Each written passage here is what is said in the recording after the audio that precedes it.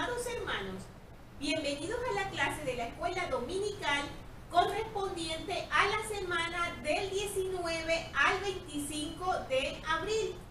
Nuestra clase se titula Mi ley para gobernar mi iglesia.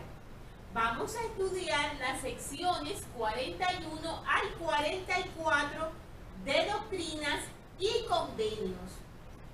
Recordemos, hermanos, que en la clase anterior estuvimos hablando acerca de que el Señor había dado a conocer a los miembros de su iglesia que debían marcharse hacia Ohio, ya que la situación en Nueva York se estaba tornando muy peligrosa, las persecuciones se habían intensificado, ya el profeta había sido arrestado varias veces. Sin embargo, en Ohio la iglesia había crecido mucho y necesitaba ese apoyo y ese liderazgo de sus fieles discípulos.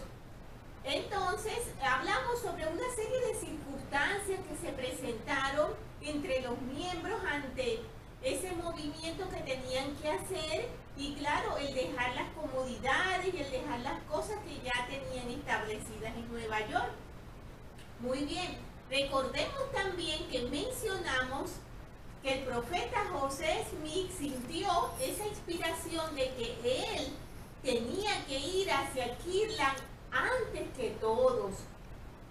Y fue entonces cuando decidió marchar y su esposa Egma, aún embarazada de gemelos y habiendo estado seriamente enferma, decidió acompañarle de una vez. Hicieron el viaje y de eso hablamos en la clase pasada. Mencionamos también que entre los santos que estaban en Kirtland, en Ohio, había mucha confusión. Ellos estaban tratando de seguir adelante en su nueva fe, pero no sabían cómo hacerlo. Vamos a leer algunos de los acontecimientos que estaban sucediendo allí. Recordemos también que el Señor les mencionaba que una vez que se trasladaran a Ohio, Él allí les iba a dar a conocer su ley y también los iba a investir en lo alto. Tenemos entonces que el profeta viajó hacia allí y una vez estando allí, a los pocos días recibió la revelación que se encuentra en Doctrinas y Convenios 41. Tenemos que se estaban sucediendo allí algunos acontecimientos un poco fuertes entre los miembros que habían. Los nuevos conversos habían constituido pues una rama de la iglesia bastante numerosa. Aquí nos mencionan que eran aproximadamente unos 100. Había crecido bastante y que provenían de grupos religiosos conocidos como los discípulos. Antes de ellos unirse a la iglesia, ellos llevaban una ley que se refería a tener los bienes en común, como si fueran una sola familia. Entonces ellos, en lo que habían sido enseñados, recordemos que mencionábamos cómo era la ciudad de Enoc y de que no habían pobres y de que todos se apoyaban unos con otros y se suministraban lo que era necesario a aquellos que no los tenían. Bueno, todas estas cosas que ya ellos estaban practicando antes no lo estaban haciendo correctamente, puesto que entonces tenían el concepto de que los bienes en común significaban que podían disponer de los bienes de cualquier miembro en el momento que querían, aún sin estar autorizados para ello.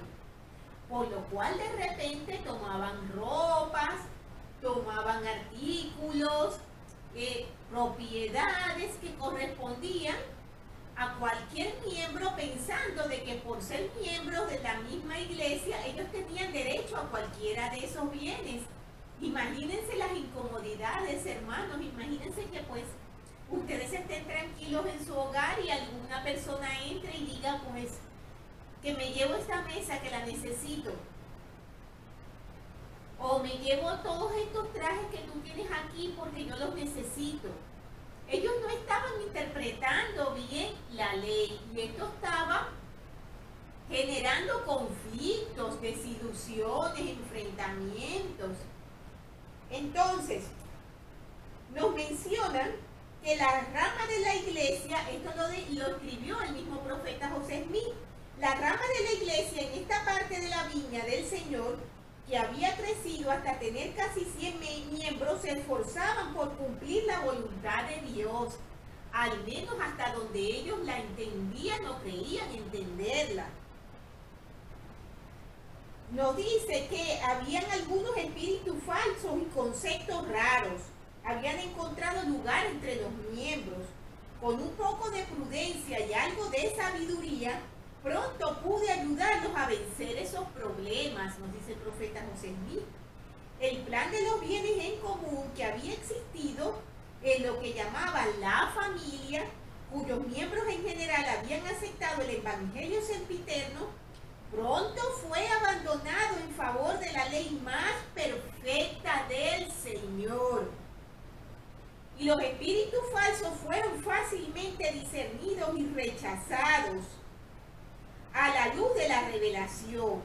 El Señor dio a la iglesia lo siguiente. Entonces cita la sección 41 de Doctrinas y Convenios, que es por donde vamos a comenzar nuestra clase, hermanos, en la cual vamos a tener puntos muy importantes de aprendizaje y vamos a tener importantes lecciones para repasar, hermanos. Tenemos que las leyes de Dios gobiernan su iglesia y pueden gobernar nuestra vida.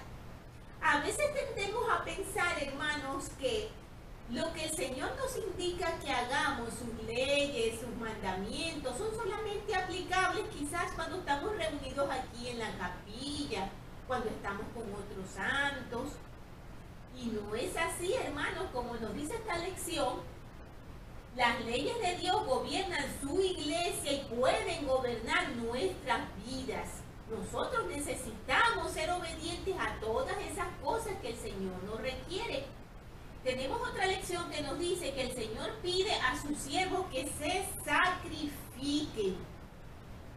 En esta sección 41 vamos a escuchar cómo el Señor llama al primer obispo de esta dispensación, que será Edward Patris.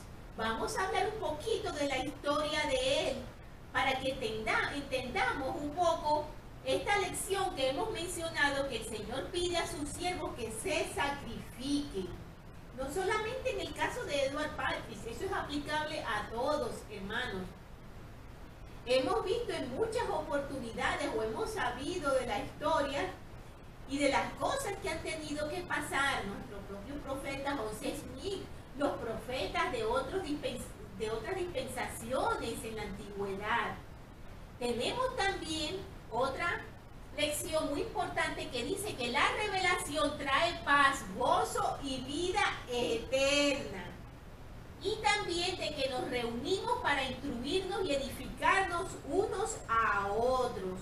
Aquí vamos a hablar mucho de esto, ya que el Señor, cuando mencionó que daría su ley, a los santos cuando llegaran a Ohio, una vez que llegaron allí, el profeta recibió la revelación de que los miembros tenían que hacer algo más, además de trasladarse. Y entre ese algo más que tenían ellos que hacer era de reunirse, congregarse, ponerse de acuerdo. También alzar sus oraciones a Él y pedirle que les diera esa ley que ellos tanto deseaban conocer para saber cómo iba a funcionar su iglesia, qué tenían que hacer, qué les era requerido del Señor. Entonces, vamos a leer algunos de los versículos del capítulo 41, perdón, de la sección 41, para que comencemos la lección y veamos cómo el Señor les requería que se prepararan para recibir su ley. Esa misma preparación es equivalente también a la que necesitamos nosotros mismos para poder recibir la ley del Señor en nuestras vidas y ser fuertes y ser perseverantes en obedecerle. Vamos a leer algunos de los versículos de la sección 41. En el cabecero nos dice: revelación dada a la iglesia por medio de José Smith, el profeta, en Kirtland, Ohio, el 4 de febrero de 1831. En esta revelación se instruye al profeta y a los líderes de la iglesia a orar para recibir la ley de Dios, como hemos mencionado antes. José Smith apenas había llegado a Kirtland desde Nueva York, y Lyman Copley, un miembro de la iglesia que residía en el poblado cercano de Thompson, Ohio, solicitó que el hermano José y Sidney Rigdon vivieran con él y él les proporcionaría casa y provisiones. En la siguiente revelación se aclarará en dónde deben vivir José y Sidney, y también se llama a Edward Pratt para ser el primer obispo de la iglesia. Entonces el Señor comienza esta revelación en el primer versículo diciéndoles algo muy sencillo, hermanos, pero muy importante. Él les dice: escuchad y dad oído, oh pueblo mío, dice el Señor y vuestro Dios, vosotros que me oís y a quienes me deleito en bendecir con la mayor de todas las bendiciones, y a vosotros que habéis profesado mi nombre y no me oís, os maldeciré con las más graves de todas las maldiciones. Nos dice en el versículo 2: os doy el mandamiento de congregaros para que os pongáis de acuerdo en cuanto a mi palabra, como mencionamos al principio. Y por vuestra oración de fe recibiréis mi ley para que sepáis cómo gobernar mi iglesia y poner todas las cosas en orden delante de mí. Ellos necesitaban prepararse para poder recibir esta ley. Tenemos también que en el versículo 5 nos dice: el que recibe mi ley y la guarda, tal es mi discípulo, y el que dice que recibe mi ley y no la guarda, no es mi discípulo, y será expulsado de entre vosotros. Porque no es propio que las cosas que pertenecen a los hijos del reino sean dadas a aquellos que no son dignos, ni a los perros, ni que se echen las perlas delante de los cerdos. Eso lo hemos leído en las Escrituras, ¿verdad, hermanos? Aquí el Señor plantea dos cosas muy importantes. Plantea las características de un discípulo y también plantea la enorme importancia que tiene el reconocer lo sagradas que son las cosas del Señor y de qué manera nosotros podemos compartirla, con quién podemos compartirla. Esto es importantísimo, hermanos, y vamos a leer algunos comentarios con respecto a estos versículos tan importantes.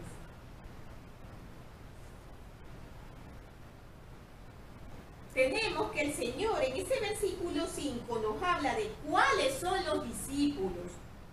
Se indican dos características de los discípulos del Señor, y esas características son que reciben su ley y la ponen en práctica. Son dos cosas totalmente distintas, hermanos. Como hemos mencionado antes, a veces pensamos que solo entrar a las aguas del bautismo es suficiente, o únicamente leer las Escrituras y tener el conocimiento es suficiente. Si nosotros recibimos la ley, si nosotros recibimos el conocimiento, pero no lo ponemos en práctica y no permitimos que las leyes del Señor gobiernen nuestras vidas, nosotros no somos verdaderos discípulos. Y tenemos allí, como el Señor nos mencionaba en los versículos anteriores, que podemos ser maldecidos por ellos, porque habiendo conocido, teniendo todos los conocimientos, habiendo recibido la ley, no la guardamos. Tenemos que hablando de la importancia de la acción, el presidente Spencer W. Kimball dijo respecto a los santos y a la manera de llegar a ser un pueblo de Sion las siguientes palabras: aun cuando es importante tener esta imagen en la mente, definir y describir a Sion no la hará realidad. Eso puede lograrse solamente mediante el esfuerzo diario y constante de todo miembro de la iglesia. No importa cuál sea el costo ni el sacrificio, pero debemos hacerlo. Ese es uno de mis lemas favoritos. Hazlo. Spencer W. Kimball nos dice estas sabias palabras que son una gran verdad, hermanos. De nada nos sirve leer todos estos libros, de nada nos sirve airearnos diciendo que tenemos mucho conocimiento si no lo estamos aplicando, porque entonces solamente estamos recibiendo la ley del Señor, mas no estamos gobernando nuestras vidas con ella. Tenemos que el Señor habló de algo muy importante allí, ¿verdad? Y de mantener el aspecto sagrado de sus cosas. Eso lo teníamos en el versículo 6. ¿En qué forma debemos los miembros de la iglesia estimar los mandamientos y convenios sagrados que se nos han revelado? ¿Cómo podemos nosotros mantener esas cosas del Señor sagradas? Y tenemos que puntualizar en esa palabra, hermanos, en sagrado, porque muchas veces las cosas de nuestra iglesia son tomadas como un misterio. Escuchamos por allí decir, es que los mormones tienen unos ritos muy extraños que nadie conoce, que ellos no dejan ver, que ellos no dan a conocer. No sabemos lo que hacen en el templo, porque todo eso es misterio y todo eso es secreto. No es secreto, hermanos, es sagrado. Y es importante que nosotros mantengamos esa hermosa cualidad e importante cualidad de las cosas del Señor, que sean sagradas, que las respetemos. Las cosas del reino, el presidente Joseph Fielding Smith comentó respecto a las limitaciones que debemos imponernos en cuanto a compartir las cosas sagradas. Las cosas del reino no son para los indignos. Y oigan bien estas palabras, hermanos. No son para los indignos, sean o no sean miembros de la iglesia. Los miembros tienen el deber de mantener en forma solemne y sagrada todo mandamiento, todo convenio, todo principio de verdad, de los que el Señor ha revelado para su salvación. Él ha dado a los miembros, a quienes lo reciban con humildad, convenios y obligaciones que no son para el mundo. Aquello que es más santo y sagrado que se ha revelado a los que han hecho convenio de ser justos y fieles y han vencido por la fe, aquello que se les ha dado como un medio para llevar a cabo su exaltación, no debe tratarse con liviandad ni ridiculizarse, ni mencionarse ante el mundo, porque no es propio que las cosas que pertenecen a los hijos del reino sean dadas a aquellos que no son dignos, como nos dice el Señor en el versículo 6, o a los perros, ni que se echen las perlas delante de los cerdos.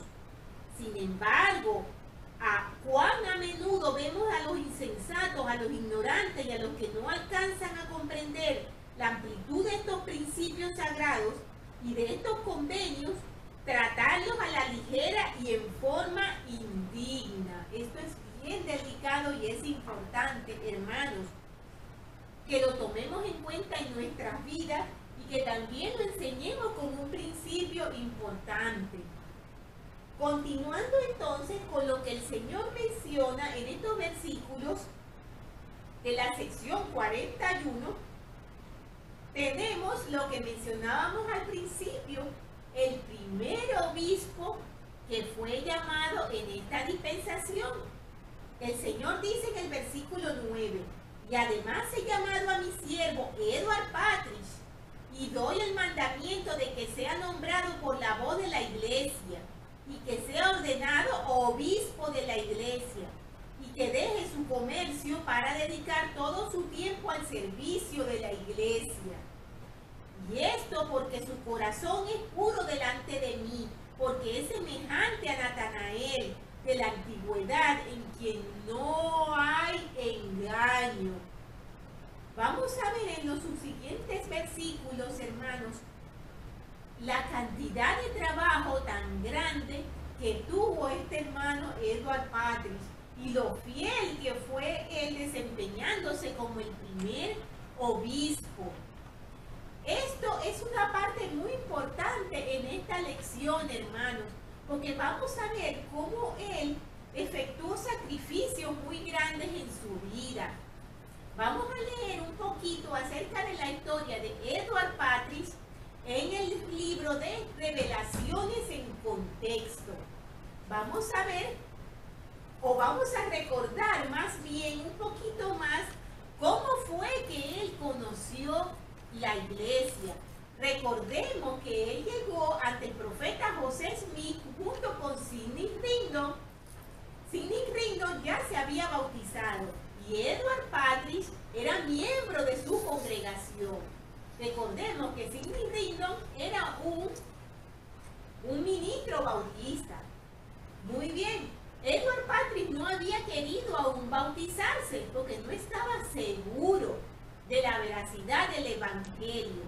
Vamos a leer un poquito en una forma resumida porque hay mucha información, pero vamos a leer algunas partes de esa historia porque es en verdad interesante para que comprendamos muchas cosas y para que veamos el comportamiento de este fiel miembro de la iglesia y fiel siervo del Señor.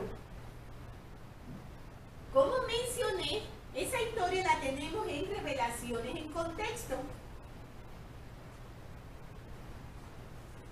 Y se titula Un obispo de mi iglesia.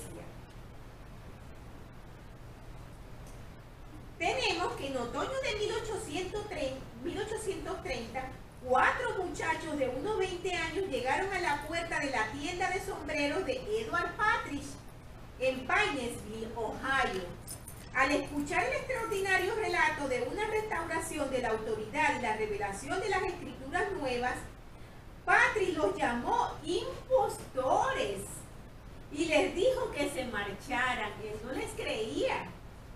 Pese a todo, después de que se fueran, Patris envió a uno de sus empleados tras los hombres, con el fin de comprar un ejemplar del libro que llevaban, llamado el Libro de Mormón. Patris y su esposa Lidia estaban buscando una iglesia que enseñara la simplicidad del Evangelio del Nuevo Testamento y diera prueba de la autoridad divina para dirigir la iglesia. Al escuchar el mensaje de los misioneros, Lidia reconoció la verdad que conocía de las enseñanzas de la Biblia y se bautizó. Edward Patris, que era su esposo, siguió sin estar convencido aún.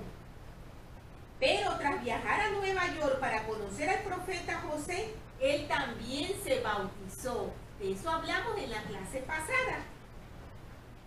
Tenemos que más o menos al mismo tiempo José Smith recibió una revelación en la que el Señor hizo la siguiente promesa a Edward Patris: recibirás mi espíritu, el Espíritu Santo, sí, el Consolador que te enseñará las cosas apacibles del reino.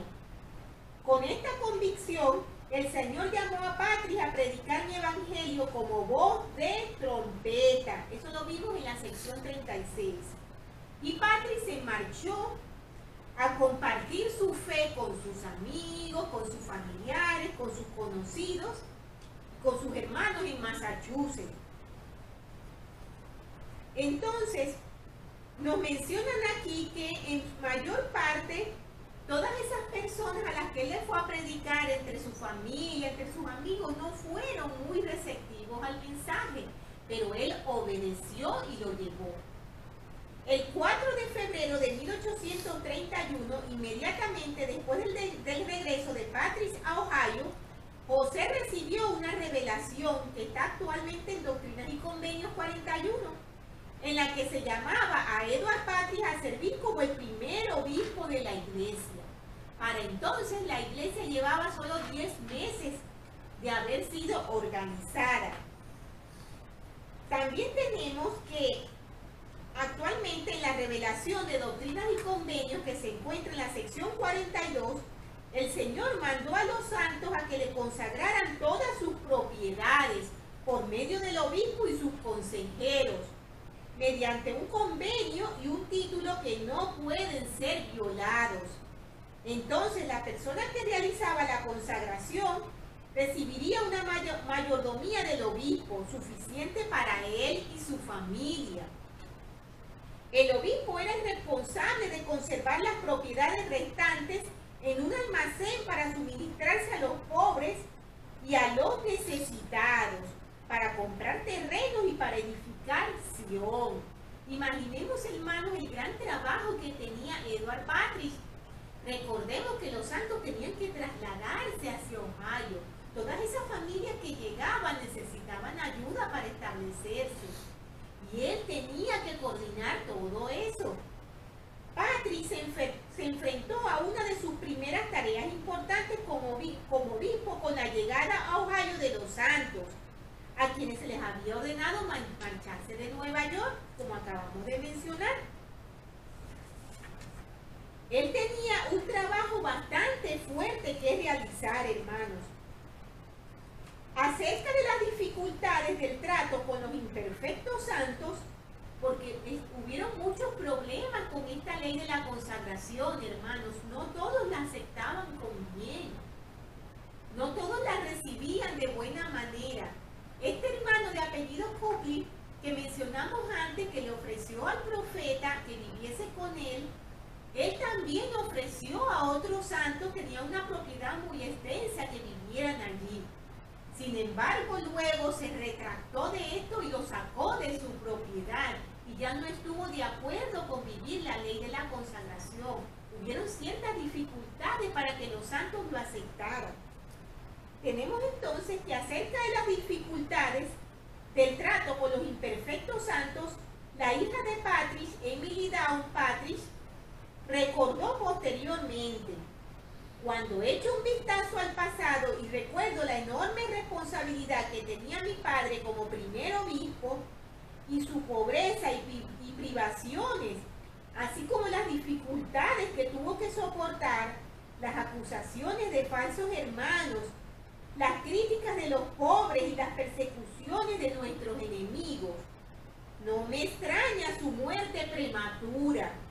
En la bendición patriarcal de Patris ya se le avisaba: permanecerás en tu oficio hasta que te sientas fatigado y desees abandonarlo para poder descansar durante un breve tiempo. Además de tener que enfrentarse a las debilidades humanas de los demás, Patris también se enfrentó a la realidad de su propio estado caído. Él era un siervo del Señor, trataba de ser fiel en su llamamiento, hermano, pero no era perfecto. Todos nosotros lidiamos con muchas cosas que tenemos en nuestro interior como seres imperfectos, como seres humanos. Y él también las tenía. Él tenía sus propias luchas con las que tenía él que sobrellevar su vida, incluyendo las luchas externas con los hermanos y con su llamamiento. Tenemos que cuando se enfrentó al desafío de edificar Sion con pocos recursos visibles, Patris aparentemente dudó de que fuera posible lograr los objetivos planteados.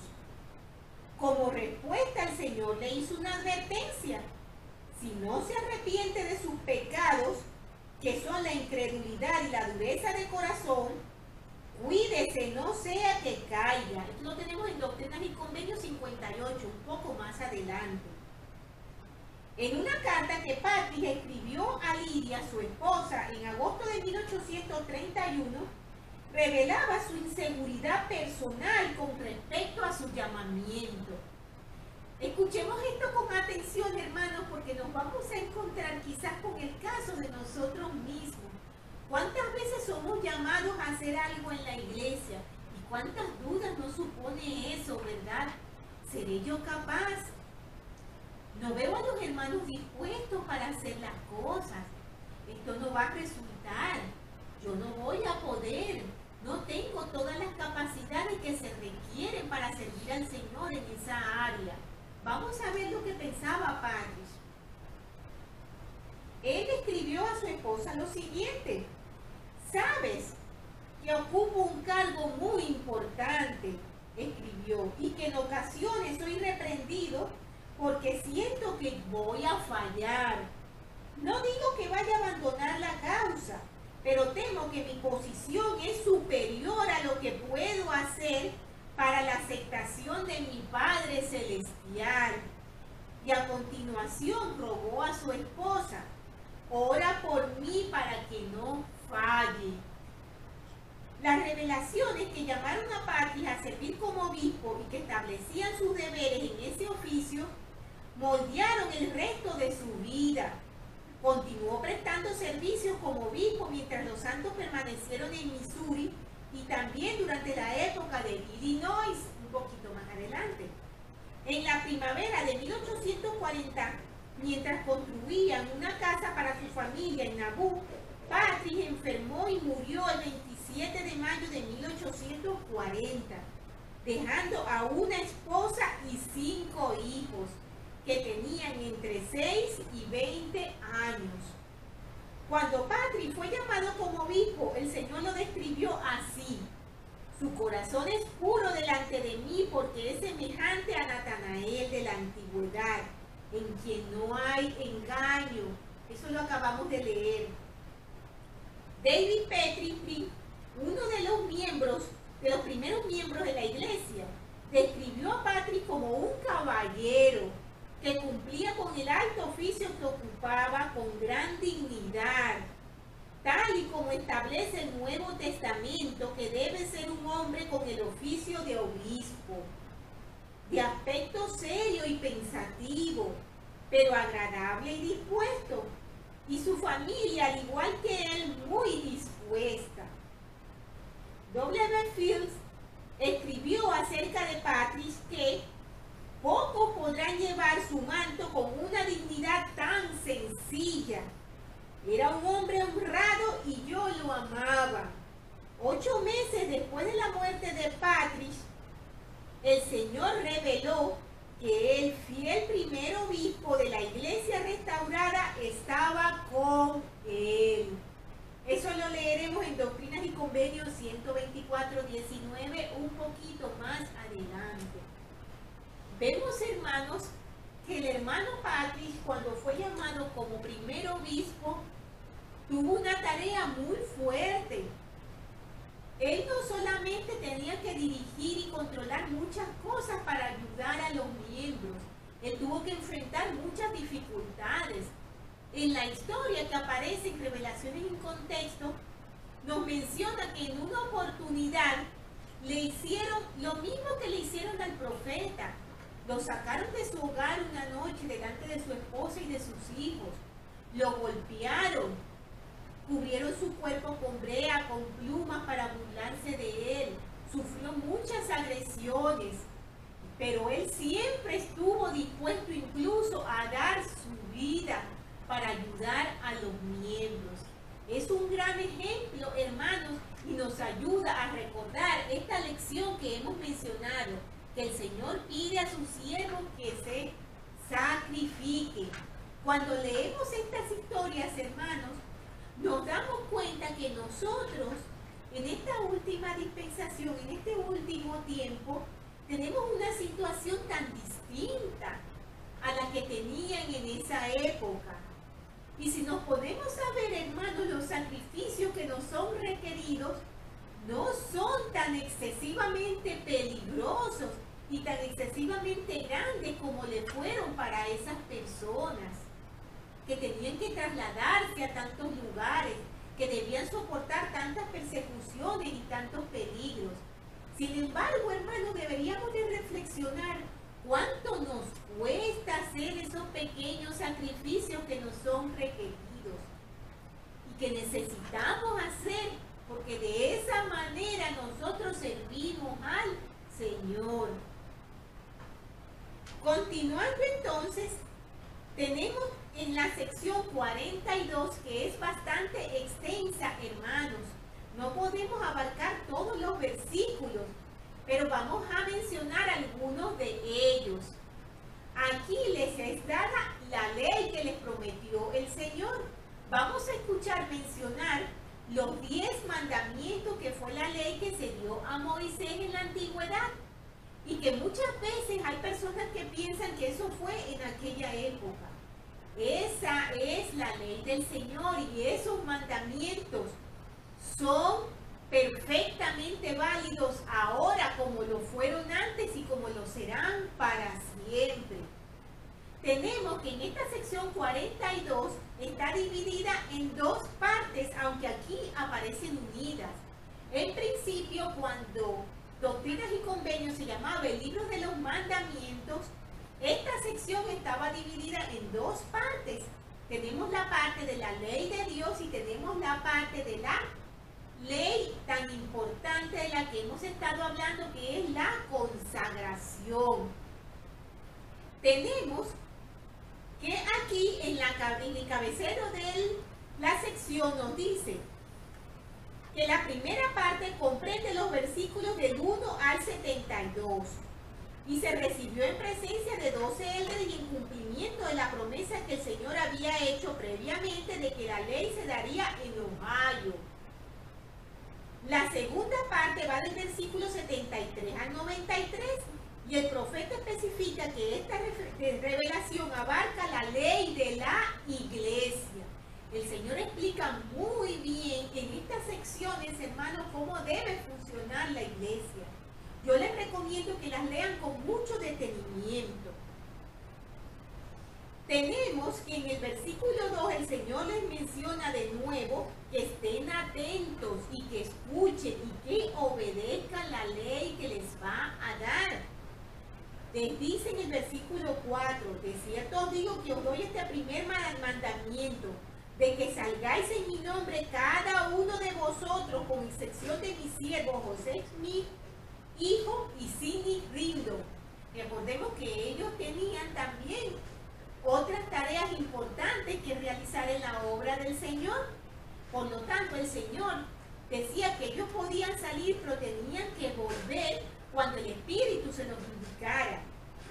En el 6 les dices, esto es muy bonito, hermanos, y nos va a recordar a unas personitas muy especiales, a nuestros misioneros. En el versículo 6 el Señor dice, y saldréis por el poder de mi espíritu de 2 en 2, predicando mi evangelio en mi nombre, alzando vuestras voces como si fuera con el son de trompeta, declarando mi palabra cual ángeles de Dios. Él les mencionó que debían predicar el arrepentimiento y que debían bautizar a las personas. También en el 11 les dice, asimismo os digo que a ninguno le será permitido salir a predicar mi evangelio, ni a edificar mi iglesia, a menos que sea ordenado por alguien que tenga autoridad y sepa la iglesia que tiene autoridad y que ha sido debidamente ordenado por las autoridades de la iglesia. Y entonces dice en el versículo 12, y además los élderes, presbíteros y maestros de esta iglesia enseñarán los principios de mi evangelio que se encuentran en la Biblia y en el libro de Mormón, en el cual se halla la plenitud del evangelio. Puntualizamos aquí, hermanos, que el Señor dice que tiene que enseñar los principios que están en las Escrituras. Esto es importantísimo. Por eso vemos que nuestros misioneros y nosotros mismos, cuando predicamos el evangelio, siempre tenemos que estar basados en lo que dicen las Escrituras. Es lo que nos manda el Señor a predicar. Y en el 14 nos dice algo importantísimo también. Y se os dará el Espíritu por la oración de fe. Y si no recibís el Espíritu, no enseñaréis. Vamos a pararnos un momento en estos versículos tan importantes, hermanos, para comentar algo. Hemos mencionado que debemos enseñar el Evangelio tal como el Señor lo ha revelado. El presidente Kimball habló de las obligaciones especiales que recaen sobre quienes emprenden la tarea de educar a otros en la senda del Evangelio. Evidentemente, en la iglesia primitiva había quienes enseñaban como doctrina las filosofías de los hombres. Recordemos que incluso partes muy importantes de las escrituras se perdieron para acomodarlas a la conveniencia de hombres. Hoy en día hay quienes parecen enorgullecerse en discrepar con las enseñanzas de la iglesia y presentan su propia opinión, la cual difiere de la verdad revelada. Algunos tal vez lo hagan con cierta inocencia, sinceramente. Otros alimentan en esa forma su propia egolatría. Pero hay quienes parecen hacerlo deliberadamente. Las personas pueden pensar como quieran, pero no tienen derecho de imponer sobre los demás sus puntos de vista disidentes. Tales individuos deben comprender que su propia alma está en peligro. El Señor nos ha dicho por medio del profeta José Smith, y además enseñarán los principios de mi evangelio, que se encuentran en la Biblia, en el libro de Mormón, como hemos dicho antes. Y observarán los convenios y reglamentos de la iglesia para cumplirlo. Y esto es lo que enseñarán, de acuerdo a cómo los dirija el Espíritu. Y se os dará espíritu por la oración de fe, y si no recibís espíritu, no enseñaréis. El gran objetivo de nuestra obra es fortalecer el carácter y aumentar la fe de aquellos a quienes servimos. Si no podemos aceptar y enseñar el programa de la iglesia de acuerdo con la doctrina, sin reserva alguna, no debemos enseñar. En este caso, el honor exigiría que la persona renunciara a su puesto, ya que no solamente sería un hecho deshonesto y engañador, sino que quien así actuara estaría bajo condenación. Pues el Salvador dijo que sería mejor que se colgase del cuello una piedra de molino y fuese echado a la mar antes que desviar a otros de la doctrina, traicionar la causa u ofender, destruyendo la fe de uno de estos pequeñitos que creen en él. Y recordar que esto no solamente se refiere a los niños pequeñitos, sino que también incluye a los adultos que creen y confían en Dios. Vemos allí, hermanos, lo delicado y lo importante que es que cuando queramos compartir la doctrina, la comprendamos y nos basemos exactamente en lo que esté en las Escrituras. En nuestra propia sociedad se persigue al asesino que da muerte al cuerpo, se le pone en la prisión y se le condena. Pero aquel que da muerte al alma, sembrando la duda y destrozando la fe, no solo se le deja libre, sino que muchas veces se le mantiene en posiciones de importancia. El cuerpo que muere se levantará otra vez en la resurrección, habiendo sufrido poco daño con respecto a su bienestar eterno. Pero aquel cuya fe se destroza, no sabemos cuánto tiempo tenga que sufrir antes de alcanzar la restauración completa de su plenitud espiritual, si es que la logra. Una advertencia muy fuerte, hermanos. También el Señor mencionó que necesitábamos tener el Espíritu con nosotros. Si no lo tenemos, no podemos enseñar. El presidente Joseph Fielding Smith declaró enfáticamente que no se debe llamar a nadie a enseñar los principios de la iglesia, ni debe intentar nadie hacerlo, a menos que esté plenamente convertido y posea un firme testimonio de su veracidad. Este testimonio solo se puede recibir a través del estudio, que se acompaña con oración y de la obediencia a todos los mandamientos del Señor. Nadie puede enseñar mediante el Espíritu lo que no practica personalmente. Esto es muy importante, hermanos. Tenemos entonces que en el versículo 14 nos habla de esto, de que si no tenemos el Espíritu no podemos enseñar, se puede interpretar como un mandato o como la declaración de un hecho. Y en cualquiera de los dos sentidos es verdadero. Si una persona no tiene el Espíritu, no debe enseñar el Evangelio. Y en el sentido de la verdadera forma de enseñar, no puede hacerlo. Es importante que tomemos en cuenta esto, hermanos. Tenemos aquí que, como hemos mencionado, el Señor comienza a hablar aquí acerca de los mandamientos que fueron dados en la antigüedad, que todos leímos esa historia en las Escrituras cuando Moisés recibió los 10 mandamientos.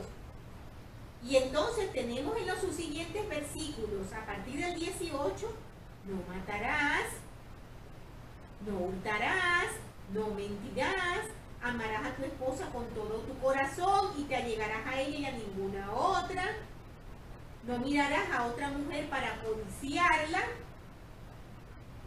no cometerás adulterio. El Señor menciona también que aquellos que cometan adulterio y se arrepientan de corazón y no vuelvan a hacerlo, deben ser perdonados. Y dice que si no, deben ser expulsados. En el 27 nos menciona, no hablarás mal de tu prójimo ni le causarás ningún daño. Este mandamiento, hermanos, que se refiere al falso testimonio que nosotros conocemos como no levantarás falso testimonio, es un mandamiento muy importante y pienso que muchas veces no se le da la importancia que en realidad tiene y quizás nos enfocamos más en los de arriba que hemos mencionado antes y no nos damos cuenta con qué facilidad llegamos a ese mandamiento y lo quebrantamos. No hablarás mal de tu prójimo.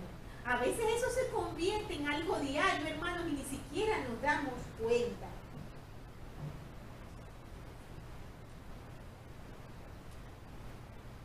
Tenemos que hay una semejanza bien notoria entre los 10 mandamientos del Antiguo Testamento y la ley que se dio a la iglesia en este versículo.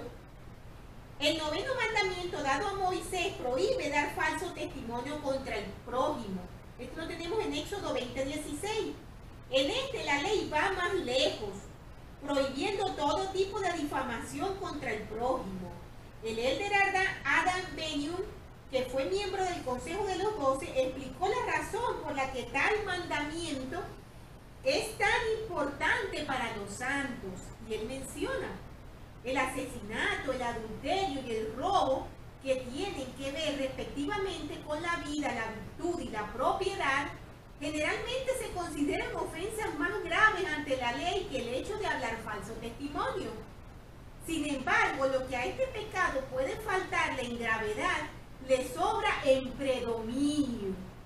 De hecho, la mayoría de los lectores de estas lecciones evitarían, como si se trataran de una plaga, las 3 primeras de estas graves ofensas sociales. Pero consciente o inconscientemente todos podemos vernos tentados de vez en cuando a caer con descuido en repetir rumores y en dar otras formas de falso testimonio. El falso testimonio es testificar o comunicar a otras personas informes, insinuaciones, sospechas o rumores como si fueran verdad. Muchas veces causamos gran daño a nuestros semejantes con ello. Y la mayoría de las veces ni siquiera tenemos suficiente información para basar ese testimonio. Muchas veces se dan como malentendido. Entonces, mientras que el asesinato consiste en quitar la vida, hablar falso testimonio se enfoca en la destrucción o difamación del carácter y lleva a la ruina de la reputación del individuo. Podemos hacer gravemente daño a las personas con el falso testimonio, hermanos.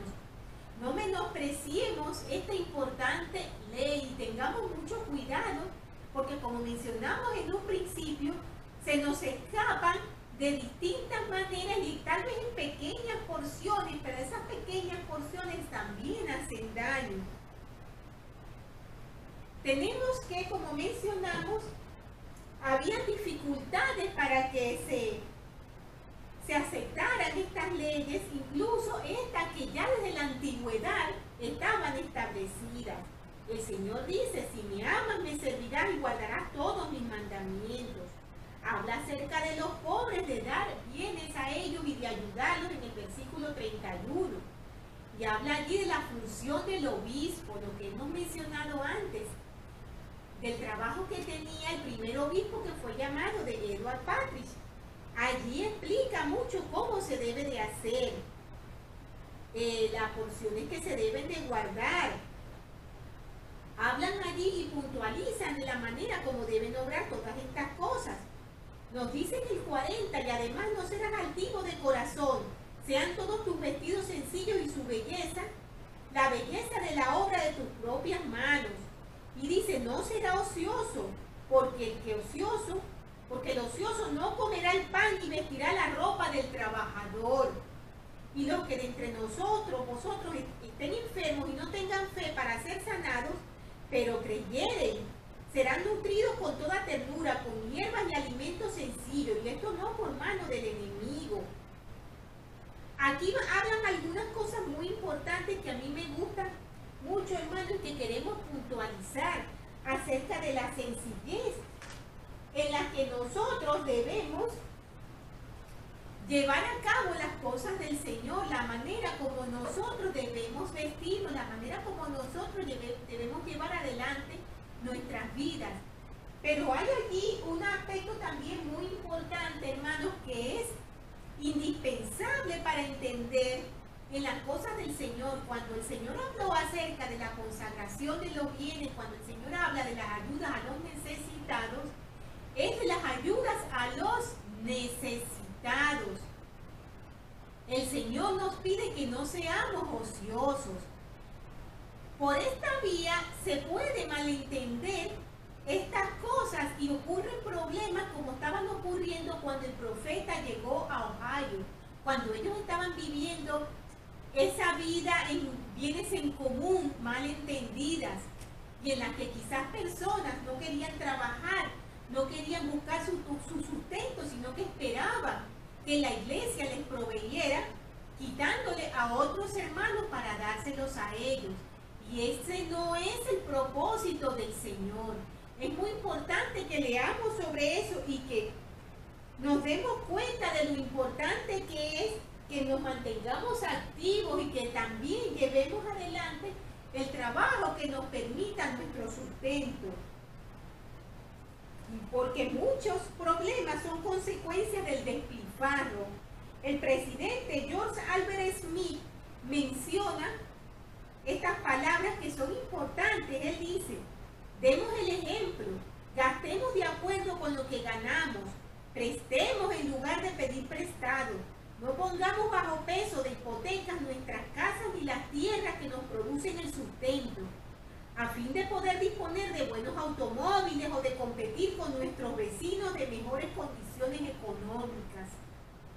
Preocupémonos más en cuanto al adorno de la mente, que es eterna, que en cuanto al adorno de nuestra persona, con cosas que no son de beneficio duradero. Palabras muy sabias. Luego mencionamos en los versículos acerca de las personas enfermas, ¿verdad? Las personas que algunas tendrán fe para sanar, otras creen en el Evangelio y son personas rectas, pero su fe para sanar quizás no es tan fuerte, pero son buenas personas. Y el Señor habla allí acerca de las bendiciones de salud, que son tan hermosas y tan importantes para cada uno de nosotros. Pero también se aclaran aquí puntos muy importantes, hermanos, y es esa confusión que puede haber en que no necesitamos a los médicos, no necesitamos los tratamientos, no necesitamos cuidarnos. Solo necesitamos la bendición de salud de un digno poseedor del sacerdocio. Este es un punto de confusión, hermanos, que puede traer muchos problemas y dificultades en nuestras vidas. Los enfermos deben hacer todo lo que esté a su alcance. Hay miembros de la iglesia que piensan que toda enfermedad debe tratarse solamente mediante las bendiciones impartidas por el sacerdocio. Esta no es la doctrina oficial de la iglesia, según lo establece una editorial que apareció en una revista de la iglesia. Dice: todo hombre, mujer y niño debe cuidarse de su propio cuerpo como el templo de Dios que es. Se debe dar la debida importancia al descanso y al ejercicio adecuado, lo mismo que a las dietas saludables y equilibradas, a fin de ayudarnos a cuidar nuestro cuerpo. Para eso el Señor nos ha dado la palabra de sabiduría. Hay ocasiones en las que debemos orar por los enfermos y mediante el sacerdocio imponerles las manos sobre la cabeza y bendecirlos. Pero nuestra creencia en el poder divino de sanidad no debe excluir en forma alguna la asistencia médica competente. Escuchemos muy bien esto con atención, hermanos. El elder James Talmage, quien fue miembro del Consejo de los 12, dijo en un discurso pronunciado en 1921 estas sabias palabras: hay quienes nos han acusado de incoherentes, pues dicen: si ustedes creen en el don de sanidad, ¿qué necesidad tienen de médicos y de cirujanos? ¿Y para qué construir hospitales? Porque sabemos que hay una... ¿Por qué todo esto? ¿Por qué esta incoherencia? Entonces él dice: porque sabemos que hay una ley irrevocablemente decretada en el cielo antes de la fundación de este mundo, sobre la cual todas las bendiciones se basan. La tenemos en Doctrinas y Convenios 130-20. Y la ley es, en el caso al que nos referimos, que haremos todo lo que esté a nuestro alcance. Debemos hacer todo lo posible y luego pedir al Señor que haga el resto. Aquello que no podamos hacer nosotros, de ahí que estimemos tanto a la profesión médica. Una vez que hayamos hecho todo lo posible, el poder divino se podrá aplicar directamente y tendrá su efecto. El hecho de que entre los médicos y cirujanos prominentes de este tiempo haya fieles santos de los últimos días confirma nuestra convicción en la declaración hecha por el elder Talmage. Tenemos un médico como profeta, hermanos. Recordemos que nuestro presidente Russell M. Nelson es un cardiólogo, por lo cual los médicos no están reñidos con la Iglesia de Jesucristo de los santos de los últimos días.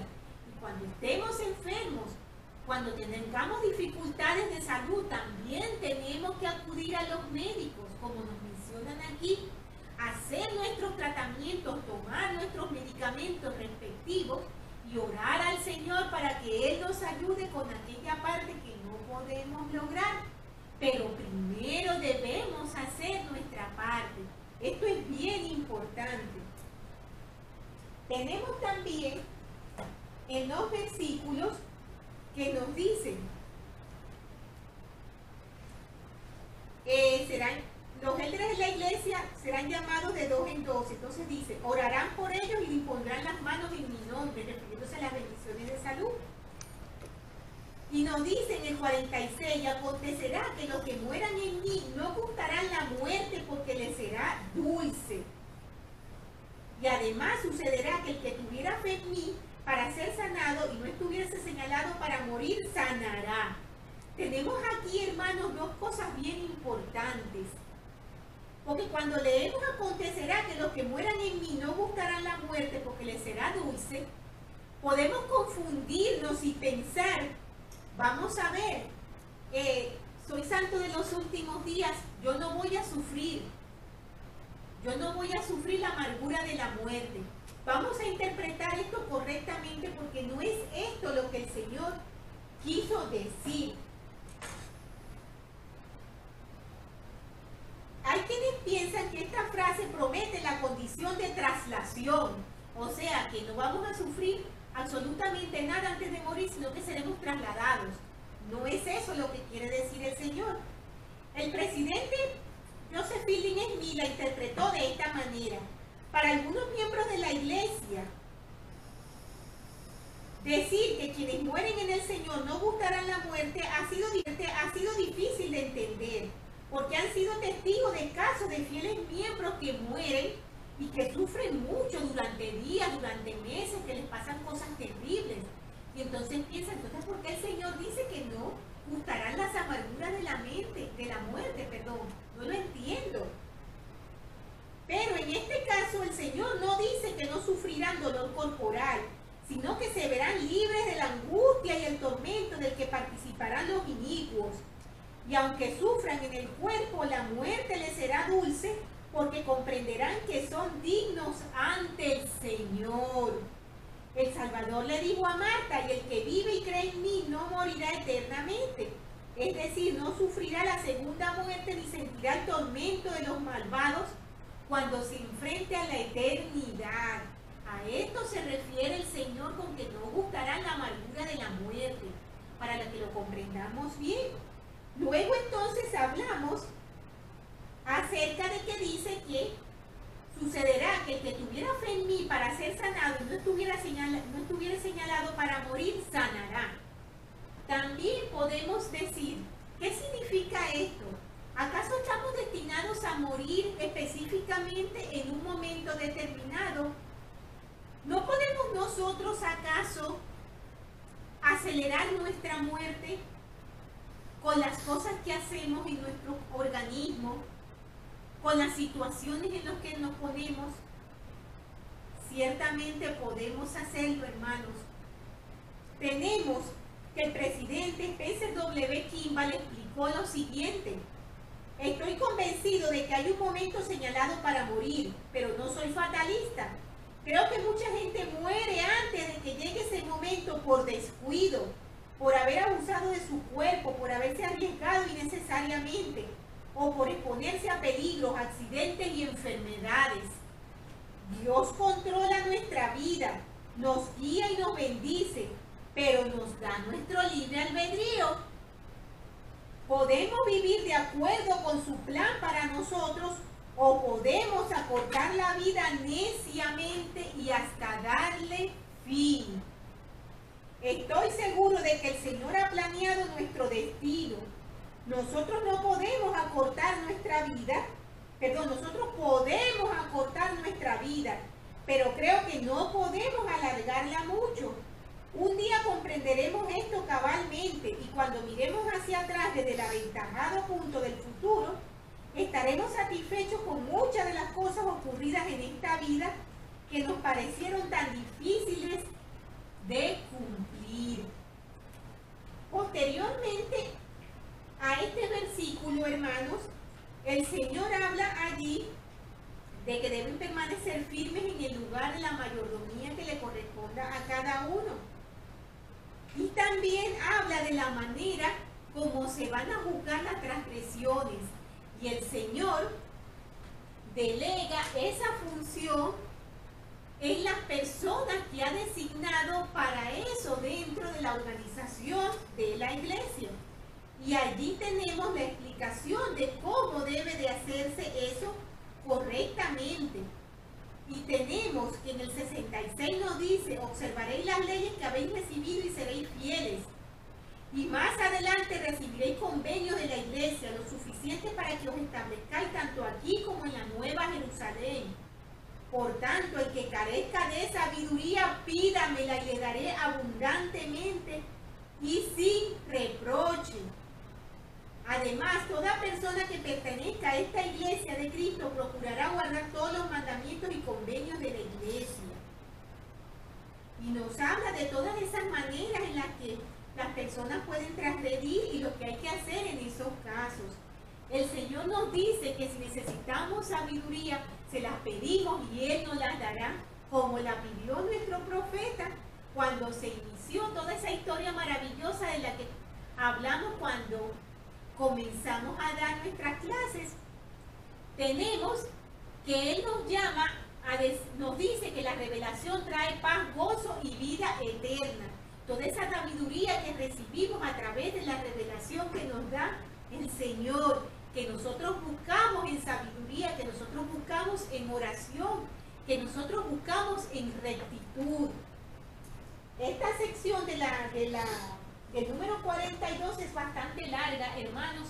No podemos entendernos más con ella. Tenemos luego que en el 43 ocurrió algo muy serio y fue que una mujer cuyo nombre era, la mencionan aquí en la historia como la señora V, se presentaba como que ella era una especie de profeta y ella decía que podía recibir revelación con respecto a la iglesia. Ella decía que el Señor le hablaba y le decía cómo debían hacerse las cosas. Lamentablemente de nuevo comenzaban los fallos y las personas a creerle lo que ella estaba diciendo, así como pasó antes con Hiram Page, ¿se recuerdan? Y esas cosas que él decía ver a través de aquella piedra extraña. Con esta señora pasaba lo mismo. Esto ocurría también en parte porque todas estas personas, todos estos nuevos conversos venían de religiones donde cualquier persona decía que recibía revelaciones del Señor. Habían distintos ministros, habían distintas personas que hablaban supuestamente en nombre del Señor. Pero todos nosotros sabemos que el Señor ha establecido en la iglesia un profeta que es el único que puede recibir ese tipo de revelaciones para toda la iglesia. Ese punto aún fue difícil de entender y de que lo practicaran correctamente estas primeras ramas de la iglesia, estas primeras personas que se convirtieron a la iglesia, y de eso nos hablan en la sección 43. En el versículo 9, por ejemplo, nos habla acerca de los convenios. Tenemos que en el 43:9 nos dice lo siguiente: y así seréis instruidos en la ley de mi iglesia y seréis santificados por lo que habéis recibido y os obligaréis a obrar con toda santidad ante mí. El Señor allí destaca mucho la importancia de los convenios, hermanos. Y los convenios, cuando nosotros los establecemos con el Señor, es una manera en la que nosotros organizamos nuestras vidas. Es una manera como nosotros nos obligamos a nosotros mismos a cumplir con aquello que hemos convenido con nuestro Señor. Los compromisos entre nosotros o con el Señor tienen de enorme importancia. Al establecer convenios o dar la palabra a los demás, por su propia integridad, uno se obliga a actuar de determinada manera. Y ese acuerdo se convierte en una fortaleza contra los poderes de la oposición. En otras palabras, los convenios crean un sentido de responsabilidad, que a su vez se convierten en energía para hacernos cumplir y en un obstáculo para la desidia. El establecer un convenio nos puede ayudar a las personas a apartarnos de la rutina y a los hábitos del pasado y a determinar claramente una senda por la cual transitar. Es indispensable que hagamos los convenios, hermanos, que nos comprometamos con el Señor seriamente y que así como aceptamos su ley, así la practiquemos y hagamos que esta ley gobierne también nuestras vidas, como hemos dicho al principio. Hemos hablado aquí acerca de la ley de consagración y esa dificultad que suponía para los miembros. Y en muchos casos es malinterpretada y quizás hemos escuchado decir, porque lamentablemente ocurre de muchas maneras cuando personas viven de los miembros de una iglesia. En esa época se llevó a cabo de una manera distinta a como se lleva a cabo ahora. Al hermano Patrick le fue mandado que dejara su actividad comercial como fabricante de sombreros para que se ocupara del llamamiento de obispo. Hoy en día no es así, nuestro obispo trabaja igual como cualquier persona y así en todas nuestras congregaciones, pero en esa época era diferente. Además, había una tarea muy fuerte que realizar y ellos necesitaban más apoyo y más esfuerzo y más tiempo para dedicarse a todas estas cosas. tenemos que al sostener a José Smith, los santos conocerían las glorias y los misterios del reino. El Señor en los versículos del 12 al 14 de la sección 43 le pide a los miembros que sostengan a su siervo José Smith, que le provean de un lugar de donde vivir, que le provean de alimentos, de ropa, que lo ayuden para que él pueda continuar haciendo todas las cosas que le son requeridas. Lamentablemente esto no se cumplía del todo. El Señor aconsejó a los santos que si querían recibir las glorias y los misterios del reino, debían proveer para las necesidades temporales de José Smith, a fin de que él pudiera dedicar su tiempo a hacer aquello que solamente él podía hacer. Cumplir su llamamiento profético. Y al profeta se le dijo que la promesa de Dios consistía en conceder sus bendiciones mayores a los que contribuyeran al sostén de su familia mientras él estuviese traduciendo la plenitud de las Escrituras. Aunque los santos ayudaban un poco a José Smith en ese sentido, no se le daba el sostén adecuado. A pesar de varios intentos por parte de los líderes de la iglesia para lograr que los miembros contribuyeran con esto para ayudar al profeta, a fin de que él pudiera trabajar en la traducción de la Biblia, el problema económico entorpecía mucho el progreso de la obra. El trabajo se fue retrasando y los esfuerzos por preparar el manuscrito para llevarlo a imprimir se vieron demorados porque constantemente él tenía que interrumpir su labor a fin de obtener lo necesario para su sostén y el de su familia. Como resultado, el profeta no pudo terminar la traducción, aunque el Señor le había dado instrucciones de publicarla.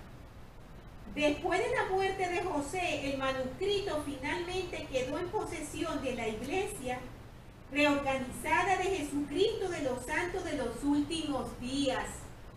La negligencia de los primeros santos en cumplir el consejo que habían recibido del Señor les resultó demasiado caro en cuanto a conocimiento y a bendiciones espirituales. Es importante, hermanos, que entendamos y aceptamos lo que el Señor nos está mandando a hacer. Todas las cosas que el Señor nos dice tienen un propósito. El Señor, hermanos, nos habla de esta importante ley de la consagración. Por razones de tiempo no podemos extendernos a todos los versículos que aparecen en cada una de estas secciones, pero es importante que los leamos todos con detenimiento. Tenemos que en la sección 44 el Señor habla de la importancia de las conferencias, de esa reunión de miembros. Recordemos que Él al principio les puso a los miembros como un requisito para recibir su ley que se congregaran, que se unieran, que se instruyeran. Y tenemos una importante lección que dice que nos reunimos para instruirnos y para edificarnos unos a otros. El Señor nos explica en la sección 44 lo importante que son estas reuniones. No le restemos importancia, hermanos, y pensemos que no es importante asistir a ellas. Es importante, hermanos, escuchar las conferencias generales. Es importante reunirnos como líderes en la iglesia. Es importante reunirnos para aprender en cada una de nuestras clases. El Señor nos ha bendecido grandemente con los medios para poder hacerlos aún en las circunstancias tan especiales que tenemos. No menospreciemos esas bendiciones, hermanos, y aceptemos y practiquemos las bendiciones que el Señor nos da a través de reunirnos y poder edificarnos e instruirnos los unos a los otros. Yo quiero terminar con mi testimonio, hermano, de que sé que esta es la iglesia verdadera. Sé que nuestro Salvador vive, que nos ama, que cuida de nosotros, que nos instruye. Sé que nuestro Padre Celestial nos ama infinitamente. Ha mandado a su Hijo unigénito, no me salía la palabra, para que Él pudiera señalarnos el camino y hacer lo que nosotros no podíamos hacer por nosotros mismos. Sé que tenemos un profeta, un vidente y un revelador que es el presidente Russell M. Nelson. Y no me cabe ninguna duda, hermanos, que la ley que el Señor nos da no solamente gobierna su iglesia, sino que gobierna nuestras vidas. Y estas cosas dejo con mucho amor y humildad en el sagrado nombre de Jesucristo. Amén. Por favor, hermanos, recuerden leer y estudiar la siguiente lección que se llama Se cumplirán las promesas, doctrinas y convenios 45. Tengan, hermanos, una estupenda semana.